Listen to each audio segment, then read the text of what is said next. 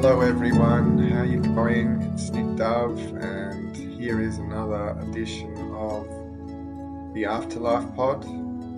Today I've got an experience from the website. It is from a woman called Sharlene and her surname starts with an S. In October of 2020 I caught COVID. I caught it from taking care of my husband, who caught it from his father. His father ended up in the hospital and passed away. My husband ended up in the hospital and almost passed away. I'm so thankful he didn't. But on this particular day, I was feeling very tired and weak and was lying on the bed feeling like I was passing out. I felt myself slipping away and thought to myself that if I'm feeling this bad, then my husband, who was in the den and was sicker than I was, could be feeling worse and may even pass away. So I went to get up off the bed. But when I did, my feet didn't touch the floor. I started walking, but my feet were not touching the floor. This was so confusing to me, but I kept walking, and a voice or words were spoken to me somehow from behind me, right behind my right shoulder. They said, "It's the prayers of the saints holding you up." I know this doesn't make sense now, but I started repeating this because at the time it made sense. I walked around the corner from my bedroom, and it was as though my right eye peeled back and I was able to see into this other place, this other world, this other realm, bathed in glorious light. I now know that this was more of a curtain or a veil and not actually my eye peeling back, but at the time it seemed like my right eye was peeling back and I was slowly able to see through the walls in my house. Where there were once walls, there were now these beings. And I could see with my left eye. I can't see with my left eye usually because it is blind. But I could see these two ugly creatures to my left, crouched down in darkness, where there was once a bench up against a wall. They were crouching and turned to the right, looking at someone behind me. They were so ugly, and their skin was like reptilian and amphibian and dark in colour. They had arms and legs and long fingernails and long teeth, but I really didn't look at them too long.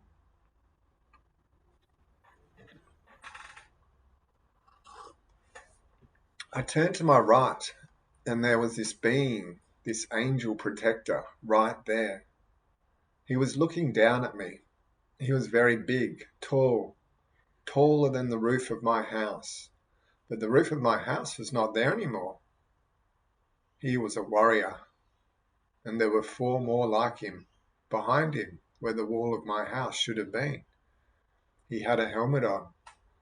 The helmet was very fitted to his head, and a beautiful brownish bronze colour.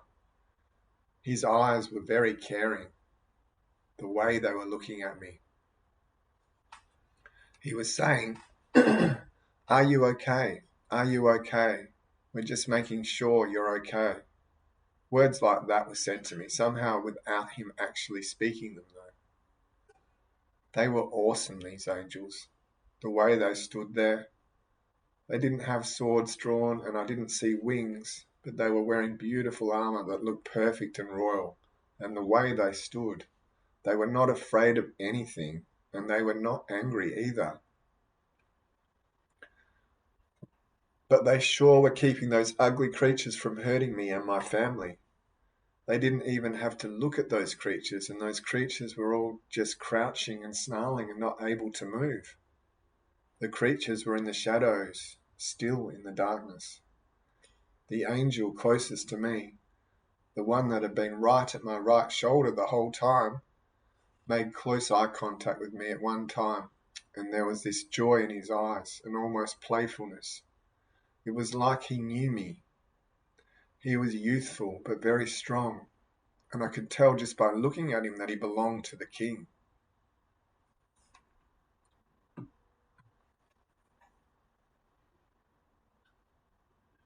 But what was over everything, and what I couldn't stop thinking about, is the light.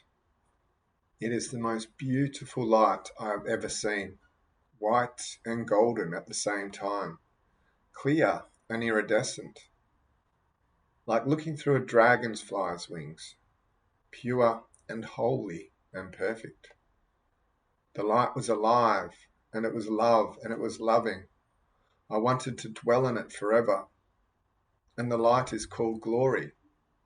It is Heavenly Father. He is the Father of glory. And this light is right there, right through the veil. Open the curtain and slip inside, and it's all around. But I can't slip through that curtain anymore like I did on that day. So I search for this light always. In the sunrises and the sunsets, in sun showers, in plays of light on water, I chase the light, and I'm a bit obsessed about it. But I know it's there even if I can't see it like I did on that day.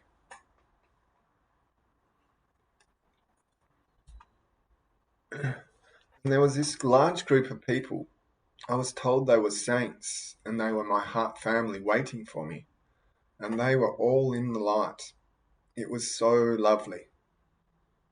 They were all wearing these long robes of pure, fine linen. I touched the linen from one of them, and it was not too heavy and not too light, and the light was in it all.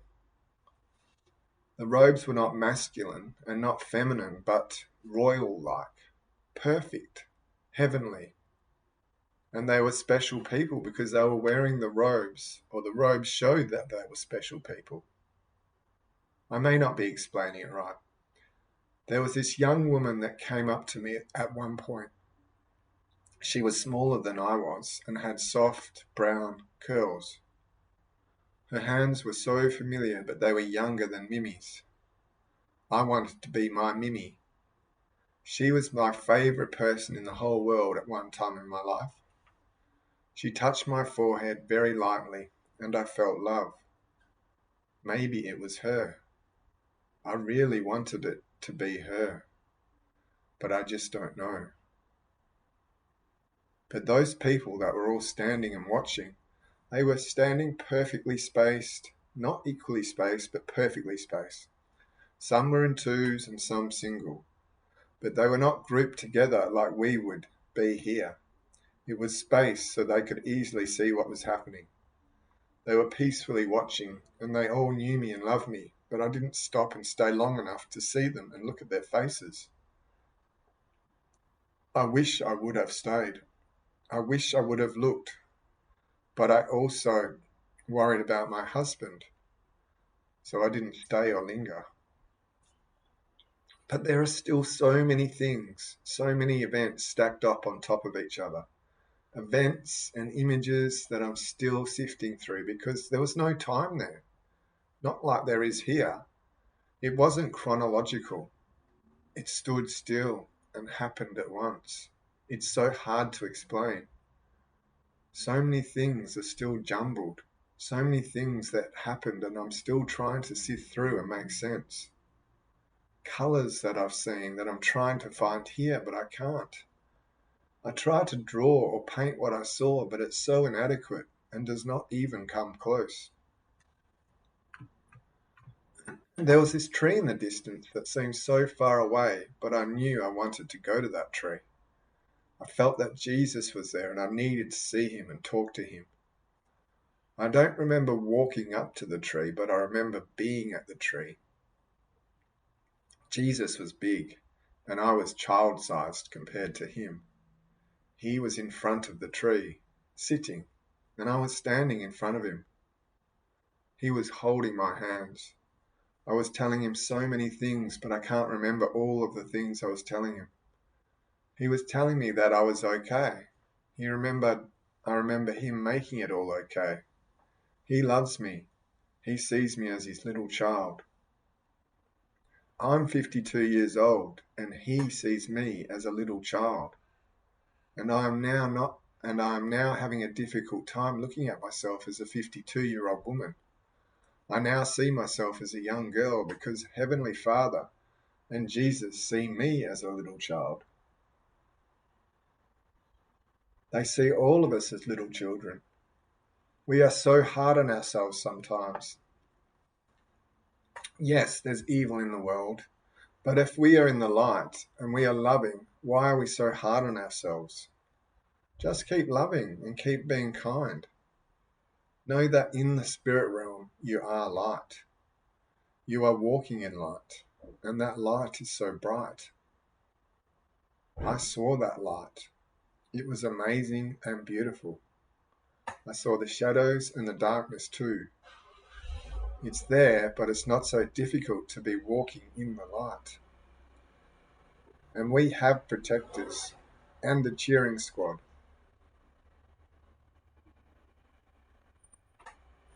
I saw it, and it was more than real. It was more than this. It was more real than this life. When I came back to this realm, everything was shadowy compared to the light in the other realm. It's more real than there than it is here. But what we do here really matters. I remembered this experience so much easier and more vividly than events around it, the things that happened before and after. I wish I could remember the exact day of the week and the exact time of the day. I do remember it was night outside, but when I walked around the corner, there was light everywhere.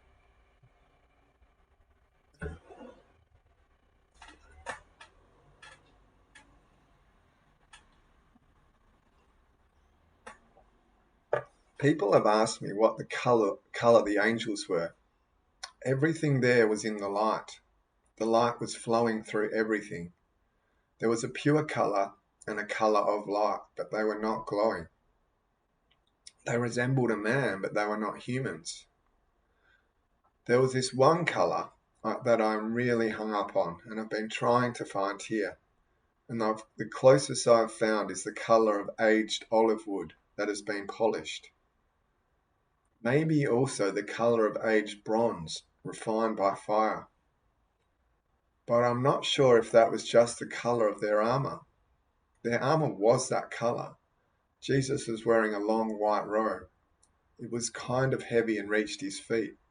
He was wearing sandals. They were interesting, and I've never seen sandals like that before. They were beautifully made. He was wearing two types of sashes. One was a bright blue color, and the other one was yellow. Everything was made in fine material. Not fine as in thin, but fine as in richly made. Nothing was old. Everything was new and royal, fitting of a king. This experience has changed me. I am forever changed. I have seen the Father's glory. I've slipped through the veil, and I've seen another realm which is right here alongside all of us all the time. We all have angel protectors. We have a heart family. We have a king and a heavenly Father. But there's also darkness and shadows and evil and Satan's guys. I saw them too. They were no threat to me because I was in the light.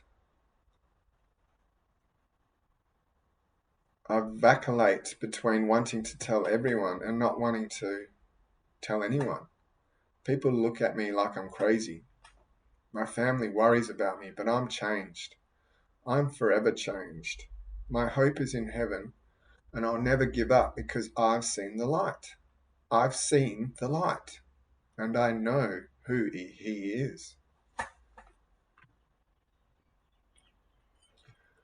So I really enjoyed reading that experience. It was, some of these experiences, they're just, they're written well. They're easy to read, and obviously everyone's different in terms of what style of writing they like. But her writing was, some of these experiences, you read them and you read a paragraph, and you think to yourself, did that make sense? And yeah, you don't really get it. But with her, it's not overly complicated. It just flows, and it's descriptive enough to give you a good idea of what actually happened, and doesn't go over the top. And yeah, it's just a very easy flowing, easy to understand experience I found. So yeah, let's go through that again. There was a couple of points that I can't remember now, but as I was reading it, I thought, yeah, I wouldn't mind expanding on that a bit.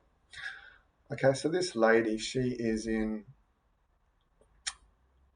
caught COVID. I think most of us have experienced what COVID is like. I had it about a year ago, and I also had the flu last year as well, a few months after I caught COVID. And for me, I was lucky. The COVID, it was bad for about a day, but then I quickly got better. And the flu I had later in the year was actually worse, I think, than what COVID was. But everyone's different, and in this case, she's got a husband and a father with it, and then she catches it. The father actually dies from COVID, and yeah, that just shows you how serious it is for some people. And yeah, in this case, she loses her father to COVID, and the husband ends up catching it, but he's not too bad. He just gets pretty sick from it. But it doesn't say he dies. And she says she's not as bad as her husband, but still pretty unwell. And she's thinking, I'm pretty unwell, but my husband's I should go down and check on him. She gets up and gets out of bed and has the intention of going into this other room to see how her husband's going. But as she's doing that, she looks down and sees she's walking along and she's got no feet. So I guess that means she's floating towards her husband. She doesn't go into detail as to what this is actually like, but she doesn't say she turns around and sees her body in bed still, but this is the impression I'm getting. She's just walking along or floating along as consciousness, and going to check on her husband. And suddenly she realizes this, and then things start getting a little even more strange. And she says she's blind in her left eye, but all of a sudden she's able to see out of this left eye. This reminds me of other experiences I've read. I don't know if or heard. I don't know if I've put any on this podcast, but you do get the occasional one where people are 100% blind and they have a near-death experience, and then obviously in this experience they're able to see, and for some of them it's the first time they've ever seen since they've been a human. So you can imagine what that's like. All of a sudden you've got this sense that you never had experienced before, and it would be very I don't know, overwhelming, I guess. To have something like vision taken away from you and then to have it suddenly restored would be, an overwhelming thing. Obviously, these people who are blind have heard a lot about it, and had a lot of what seeing is like explained to them, but it's not the same as actually experiencing it yourself. And I guess this is what a good analogy of what it is like for most of us, and who haven't had an NDE, and those who have had one. It's a bit like we're the blind people, and the people who have had the NDE are the ones that can see. So they're living these experiences, these NDEs, and they usually come back and say, you need to experience it to understand it, a bit like a blind person has to experience being able to see to understand exactly what it's like. So in this case, this lady, she's just got one blind left eye, and during this experience she is able to see out of it again. It doesn't really talk about what she feels her existence is like. Some of these experiences get pretty deep as to what being consciousness is actually like, and I kind of like those experiences when they try to explain that. But in this case, I don't mind it either. She doesn't go into it at all. She doesn't say if she has a body. She just says she can suddenly see out of her left eye, which gives you the impression she's semi in human form, I guess, and she is able to notice what her vision out of each eye is like. But sometimes in these experiences, people are able to see in all directions at once. So every experience is different, and in this case, she seems to be seeing like a human. And suddenly this new dimension's just revealed to her. So there's walls that are suddenly vanishing. There's creatures popping up out of everywhere. There's roofs that that were once there are suddenly gone. And in this case, the first thing she really notices in terms of what creatures are there are two ugly. She describes them as two ugly creatures crouched down in the darkness.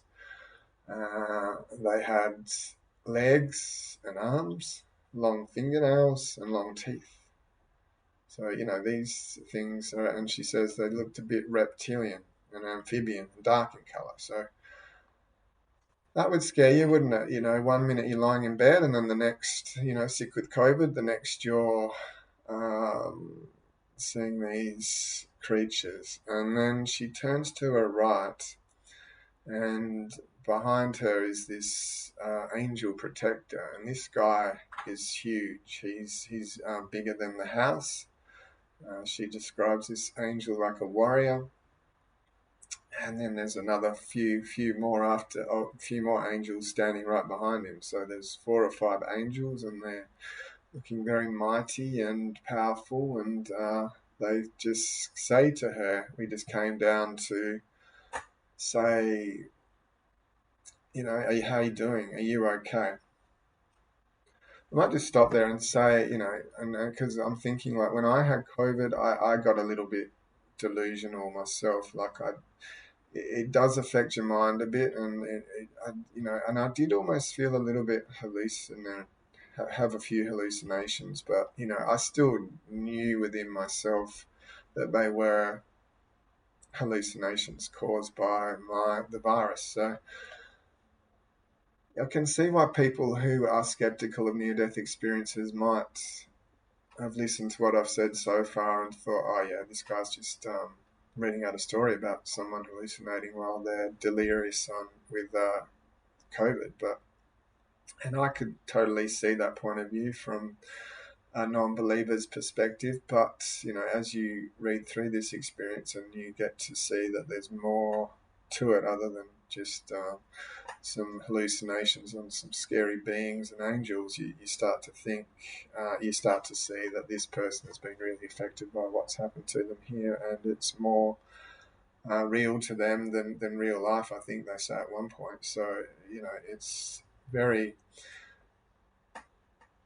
confusing, I guess, because you'll get some people who will believe exactly what this experience is saying in terms of its spiritual message, and others who will just see it as a brain hallucination. And obviously, I'm a little bit biased because I experience what some people would call as hallucinations, but I sort of know myself, not sort of, I know that they're spiritual beings or whatever that you want to call them that I can communicate with. So.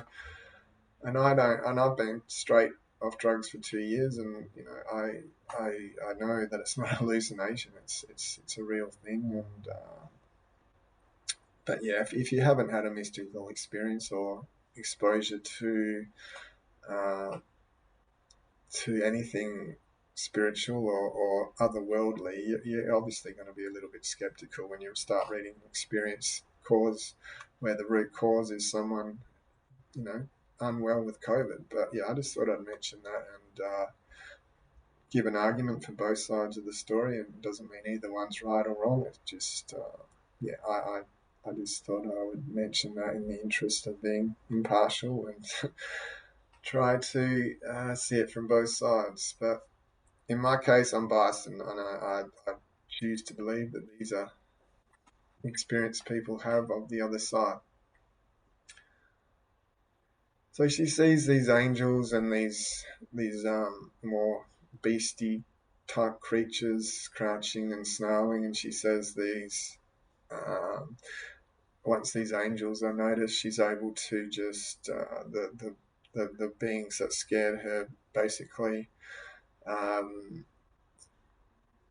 hide even more, or stop snarling, and basically run away when they see these other angels. And it makes me think, what are these things or these beings that choose to be scary and harmful to people? Like, why, it's just confusing. And, is there this battle between good and evil that is going on forever in this universe, or is it just in this little realm, this little dimension we call Earth, where there is polarities like good and bad, and evil and good, and love and fear? And is it just here where these beings tend to manifest? Is it, it's just confusing, because you hear that God is love, God is pure love.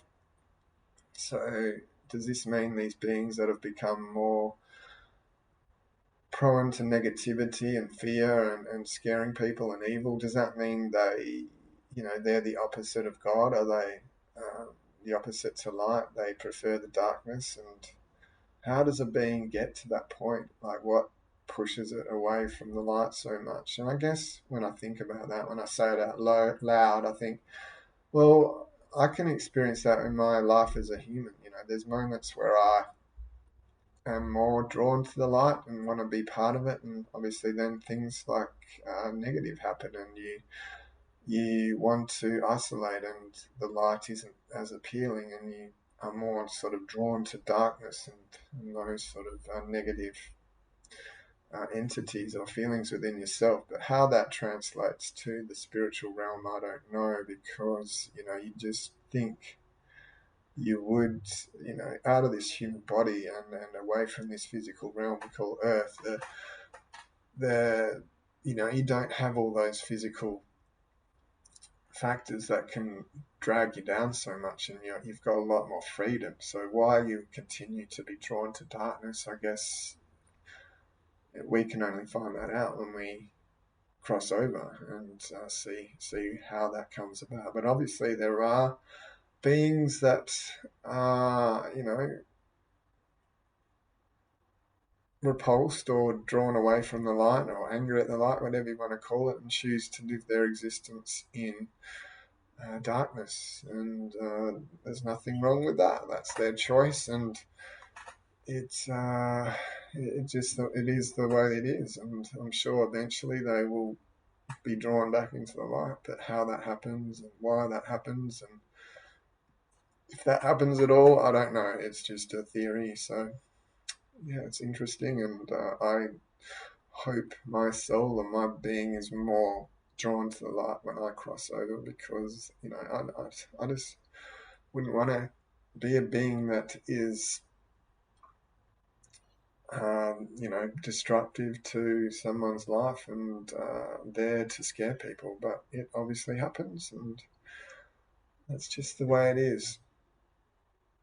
So yeah, she sees these angels, these creatures, and then the next thing she starts talking about is that she sees the light, the most beautiful light, white and golden at the same time, clear and iridescent. I like how she describes this too. She says it's like looking through a dragonfly's wing. It puts it in perspective, and it makes it, you can actually picture it a little bit there. And obviously it's not on the same scale as what she's actually seeing, but when you can use an example like that, it gives us all a better idea of what exactly was going on. The light was alive, it was love, and it was loving, and she wanted to dwell in it forever.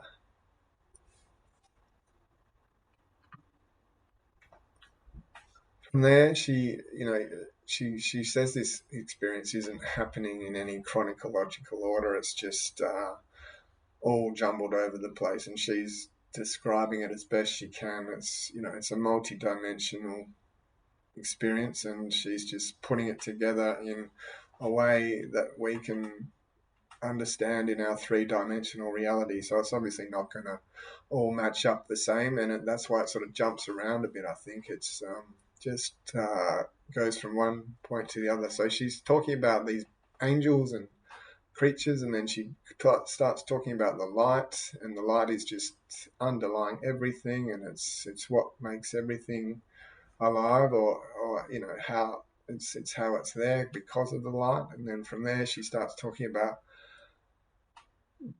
saints and her family, and these beings in this other dimension that are there, and they're like her family to her, she says. And she sees this, I don't know, she starts talking about this Mimi. I don't know what Mimi is. Is this Mimi mean her mum? But she says Mimi was the most favorite person in the whole world at one time in my life. So I don't know. Is this a friend of hers, a girlfriend of hers? She says she's got beautiful curly hair, and it's just amazing. And I don't know. It doesn't really go into much more detail as to who this person was, but it was obviously very special to Charlene. Then she sees a tree in the distance, and the tree, is calling her. It's like it's saying, she feels drawn to it, and as she gets closer to it, she says that Jesus is there, and Jesus is huge. He's massive, and compared to him, she's just like a little child. And she goes on to say, even though she's 52 years old, she feels like a baby, and Jesus and God just make her feel, very loved, but very, I don't know, immature, I guess is the word at the same time. Then she goes on a bit about how there's evil in the world, but if you stick with the light, you won't see many shadows or darkness at all, and the light will protect you. And yeah, it's a common theme from these experiences that there is a dark and a light element, and we can sort of choose which one we want to be around. And the last paragraph, she starts talking about these colors that she's never seen on Earth. Another common thing, there's experiences in this dimension which we can't relate to because they're things we don't experience on a regular basis. But yeah, I really like that experience, and I hope you did too. Let's take a minute or so just to chill.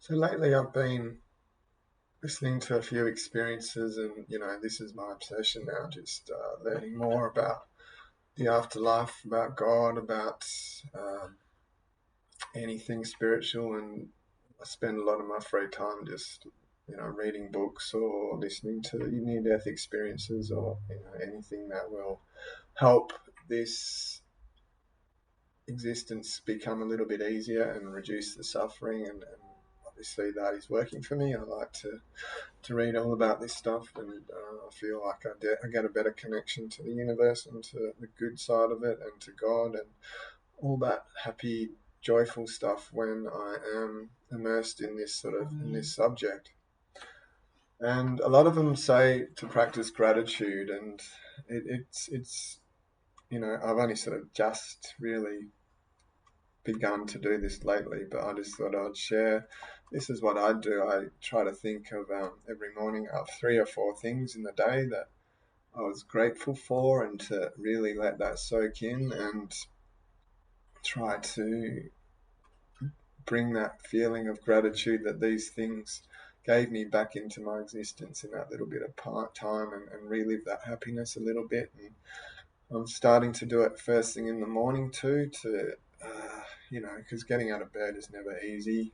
I don't care who you are. I don't think anyone is an expert of getting out of bed, and just a couple of things, if you can think of, about being grateful for, just is a little bit of, I don't know, it just puts you in a tiny, it might only be a minute better mood, but it's better than thinking about something that you're not looking forward to, that you're scared of what's coming up, or reflecting on things that hurt you during the day. Try to, I don't know, just bring a bit of love and light and gratitude into your existence. And this is a key to being a more vibrant, happy person, I think. And it definitely, like I said, I've only just started, so I'm not seeing the, I don't know, results, is that the right word? But, it's like this experience and what I've talked about. It's, you can sort of choose who you want to be aligned with, even in this human reality. You can choose to be more aligned with darker, more negative forces, or and try and use your mind and your brilliant thinking ability to, you're in control of that. You can choose what direction it takes, although sometimes the mind does take over and you just sort of stop there in this loop and you can't get out. You can push it in a direction, because it's a powerful tool, your mind, and it can be used in all sorts of ways that can help you if you let it, and if you put a bit of effort into directing it into a direction that is more beneficial to you and less harmful. It's a good little thing to start doing, I think. And I also try to think of ways in which, sometimes when I'm in bed, I try to think of moments in the day where I could have improved, where I could have done a little bit better, where I could have tried a little bit harder to be kinder, and just try to learn from that and try to improve myself. I guess it's all about just giving yourself a little bit of purpose, and pushing yourself a little bit harder and in a certain direction. And when you do this, you have a bit of a mission, and it makes living a life a little bit more fun and adventurous when you are trying to improve, and it just gives you that spark, I guess, or that purpose to keep fighting on and getting through the challenges life will throw at you. So, yeah, not a bad idea if you're looking for something to reduce any negativity in your life, to just start putting a bit more gratitude into it. Doesn't matter what it's for. Could just be for anything, anything at all that makes you happy. And the more you can start bringing gratitude into your life, the less negativity your mind's going to experience, and therefore the happier and less suffering you will experience. Have I got anything else to say? If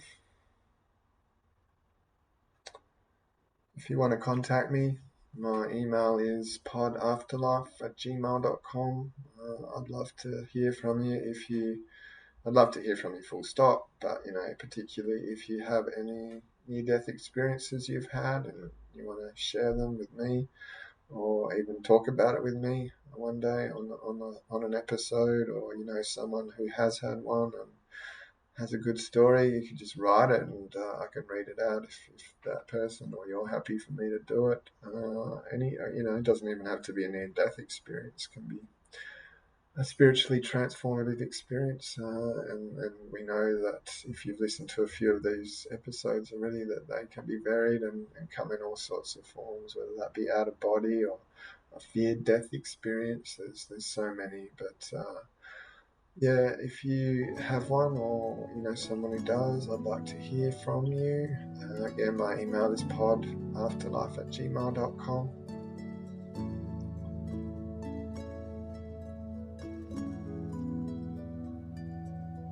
So keep being awesome, keep being amazing, keep reaching for the light, keep being positive, and just keep being yourselves. Thank you for listening. I love you. Talk to you next week.